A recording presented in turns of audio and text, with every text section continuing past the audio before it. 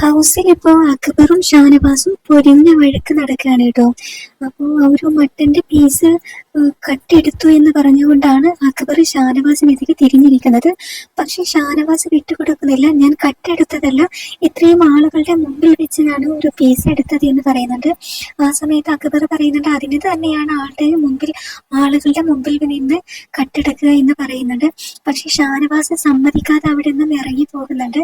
അക്ബറും പുറകെ തന്നെ പോകുന്നുണ്ട് കേട്ടോ. അവസാനം അക്ബർ പറയുന്നുണ്ട് അലമ്പുണ്ടാക്കാം, പക്ഷെ അത് ചൂണ്ടിക്കാണിക്കാൻ പാടില്ല, അതാണോ അതെത്ര വലിയ തെറ്റാണോ എന്ന് ചോദിക്കുന്നുണ്ട്. ഇവിടെ ഷാനവാസിന്റെ ഭാഗത്ത് ഒരു മിസ്റ്റേക്ക് വന്നിട്ടുണ്ട് കേട്ടോ.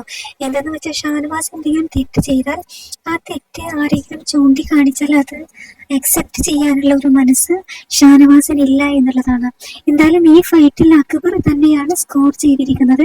അക്ബർ വീണ്ടും വീണ്ടും ഷാനവാസിനെതിരെ തുറന്നടിച്ച് പറഞ്ഞിരിക്കുകയാണ് അവിടെ ചെയ്തിട്ടുള്ളത്.